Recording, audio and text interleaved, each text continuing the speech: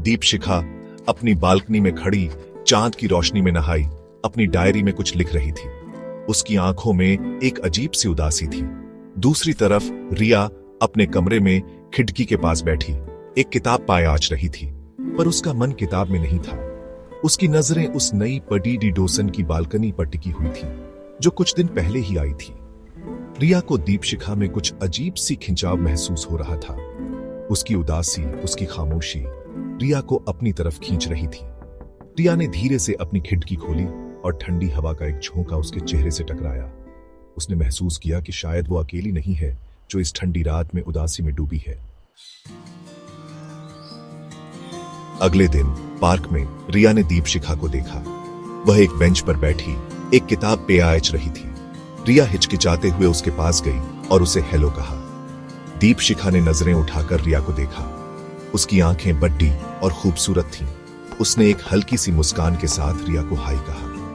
दोनों थोड़ी देर चुप रहीं। फिर रिया ने धीरे से पूछा, नहीं आई हो यहां? दीपशिखा ने हां में सर हिलाया।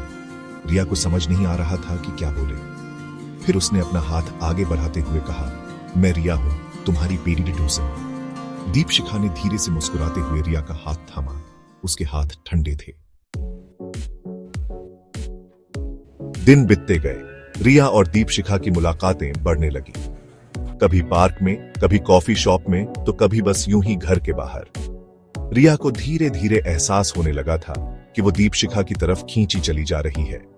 उसकी खामोश आंखें, उसकी धीमी मुस्कान, उसकी हर बात रिया को अजीब सी शांति देती थी। एक दिन दीपशिखा ने रिया को अपना पसंदीदा गाना सुनाया। गाना बहुत ही खूबसूरत था, बिल्कुल दीपशिखा की तरह। रिया बस दीपशिखा को देखती रही। गाना खत्म होने के बाद दीपशिखा ने रिया की तरफ देखा। उसकी आंखों में एक सवाल था। रिया ने धीरे से दीपशिखा के हाथ पर अपना हाथ रख दिया। एक शाम रिया ने दीपशिखा को डांस के लिए पूछा। दीपशिखा पहले तो हिचकिचाई, फिर मान गई। रिया ने एक धीमा सा रोमांटिक गाना प्ले किया। कमरे में हल्की सी रोशनी थी। बाहर बारिश हो रही थी। रिया ने दीपशिखा का हाथ थामा और उसे अपनी बाहों में खींच लिया। दीपशिखा ने धीरे से रिया के कंधे पर सर रख दिया। उसके लंबे घने बालों से रिया के गाल छू रहे थे। रिया को दीपशिखा के बालों की खुशबू महसूस हो रही थी। उन्हें एहसास ही नहीं हुआ कि कब गाना खत्म हो गया। वो बस एक दूसरे की बाहों में खोई हुई थी। बारिश तेज हो गई थी। रिया ने खिड़की बंद की और दीपशिखा की तरफ देखा। दीपशिखा की आंखों में एक अजीब सी चमक थी। रिया धीरे से दीपशिखा के पास आई और उसके गाल पर हाथ रख दिया। दीपशिखा ने आंखें बंद कर ली। रिया को उसके चेहरे पर एक हल्का सा कंपन महसूस हुआ। रिया और पास आई और उसने दीपशिखा के माथे पर एक नर्म सा चुंबन किया। दीपशिखा ने धीरे से अपनी आंखें खोली। उसकी आंखों में अब कोई सवाल नहीं था, बस प्यार था। बारिश की बूंदें खिड़की पर गिर रही थी, मानो कोई मीठी सी धुन बजा रही हो। रिया और दीपशिखा एक दूसरे की बाहों में थी। रिया दीपशिखा के बालों में अपनी उंगलियां फिरा रही थी और दीपशिखा रिया की धड़कनों को महसूस कर रही थी।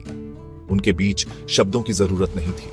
उनकी खामोशी ही सब कुछ कह रही थी। उनका प्यार, उनका विश्वास, उनका एक दूसरे के लिए समर्पण, ये सब उनकी चुप्पी में छिपा हुआ था। अगली सुबह दीपशिखा जल्दी ही चली गई।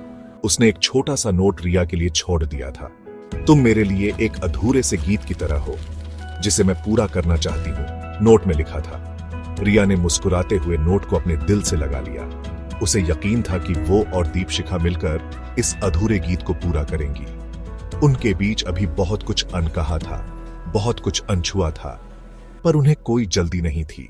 उन्हें पता था कि उनके पास पूरी जिंदगी पड़ी है, एक दूसरे को समझने के लिए, एक दूसरे को प्यार करने के लिए।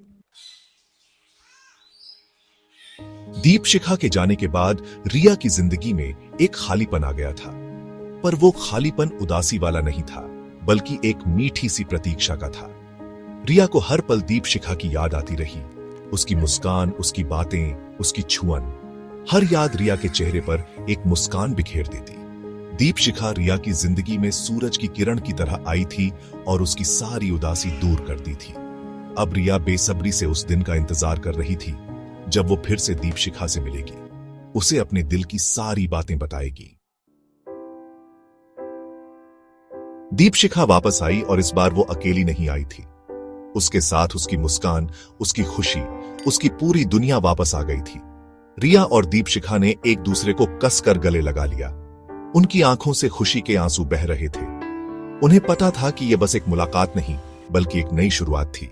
एक ऐसी शुरुआत जो कभी खत्म नहीं होगी, क्योंकि उनका प्यार अमर था, शाश्वत था, हमेशा के लिए था।